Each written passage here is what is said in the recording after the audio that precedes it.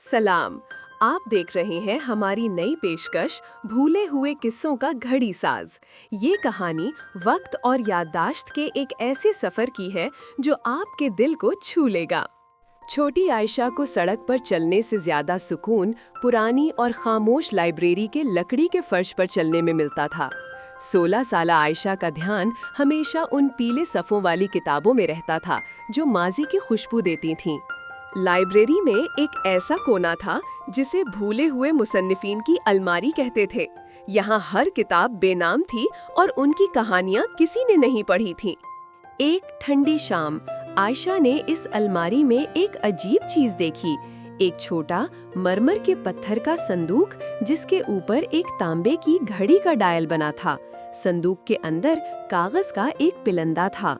आयशा ने उसे खोला और पढ़ना शुरू किया। ये कोई कहानी नहीं थी, ये किसी बूढ़े शख्स के छोटे छोटे रोजमर्रा के लम्हात थे। सुबह की चाय में चीनी ज्यादा हो गई थी। याद आया कि मेरी बीवी को मिठास ज्यादा पसंद थी। दुकान का ताला लगाने से पहले मैंने चाबियां ढूंढी। पता चला कि वो हाथ में ही थी। कैसी अजीब भूल है। आयशा को लगा जैसे वो किसी अजनबी की डायरी पढ़ रही हो, मगर ये डायरी एक तरफ से खत्म होती जा रही थी, यानी पीछे वाले औराक तेजी से खाली होते जा रहे थे। आयशा की तवज्जो इस संदूक के मालिक की तरफ खिंच गई। उसने लाइब्रेरी के कैटलॉग में घड़ी के डायल का डिजाइन देखा और उसे एक नाम मिला, बाबा शमशीर किस्सा गो घड़ी साज। बाबा शमशीर की दुकान शहर के दूसरे सिरे पर थी, जहां वक्त की रफ्तार लाइब्रेरी से भी ज्यादा सुस्त थी। अगले ही दिन आयशा पैदल चलकर उस दुकान तक पहुंची। दुकान के अंदर बाबा शमशीर एक छोटे से मेज पर झुके बैठे थे। वो खुद भी एक पुरानी घड़ी जैसे लग रहे थे। आयशा ने देखा बाबा शमशीर अपने हाथ में एक लकड़ी का ताला देख रहे थे और फिर उसे भूल रहे थे। आयशा को एहसास हुआ कि वो कागज के पलंदे महज डायरी नहीं थे, वो बाबा शमशीर की यादें थीं, जो किसी जादुई तरीके से लिखी जा रही थीं। और जैसे ही बाबा शमशीर इन यादों को भूलते थे, तो वो पलंदे पीछे से खाली हो जाते थे। आयशा ने तय कर लिया कि वो बाबा शमशीर को भूलने नहीं देगी। ये संदूक एक साइन बोर्ड था जो उसे बताता कि बाबा जी को किस चीज की याद दिलानी है।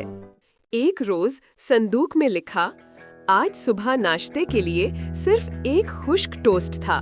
मेरे बच्चों को सेब का मुरब्बा बहुत पसंद था।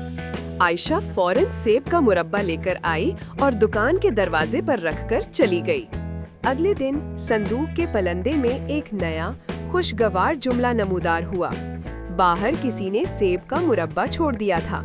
ऐसा लगा जैसे कोई कदीम हंसी फिर से गूंज उठी है।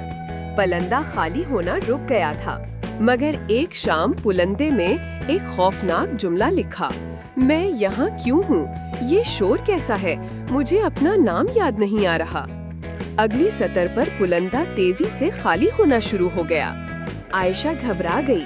उसने बाबा शमशीर की खोती हुई जिंदगी को बचाने के लिए आखिरी कदम उठाने का फैसला किया। उसे एक ऐसी कहानी की जरूरत थी जो हर भूल को खत्म कर दे। आयशा ने संदूक के बिल्कुल आखिरी औराक पर एक लरसता हुआ जुमला पढ़ा, वो घड़ी मेरी सबसे हसीन तख्लीक। मैंने उसे बनाया था ताकि वक्त के सिवा हर चीज की याद दिलाए। मेरा परिंदा, मेरा छोटा बेटा। आयशा ने हिम्मत की और दुकान में दाखिल हुई। उसने बाबा शमशीर की तरफ देखा जो अपनी मेज पर बेजान बैठे थे।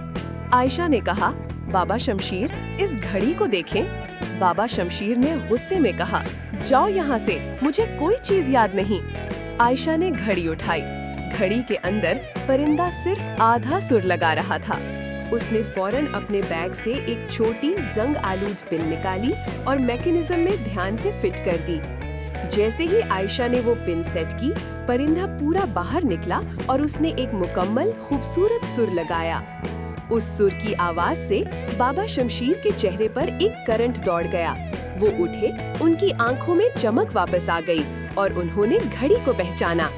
ये तो किस्सा गो है, वो सरगोशी में बोले। मेरे बेटे की घड़ी, वो कहानियों का शौकीन था। बाबा शमशीर ने आयशा की तरफ देखा। उनकी आंखों में अब कोई खला नहीं था। आयशा ने मुस्कुराते हुए मरमर का संदूक उनके सामने रख दिया। मैं आपके भागे हुए किस्सों को वापस लाने वाली हूँ। हैरत अंगेज तौर पर तमाम किस्से जो वो भूल चुके थे धीरे धीरे वापस लिखने लगे।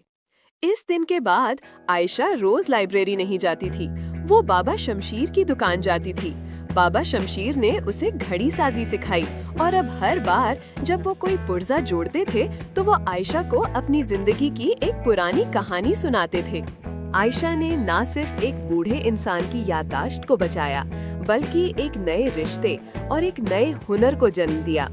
वक्त उनकी दुकान में एक ताल में चल रहा था, माजी, हाल और मुस्तकबिल का एक खूबसूरत ताल।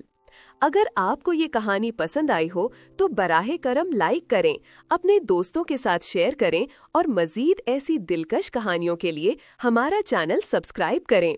जल्द मिलेंगे।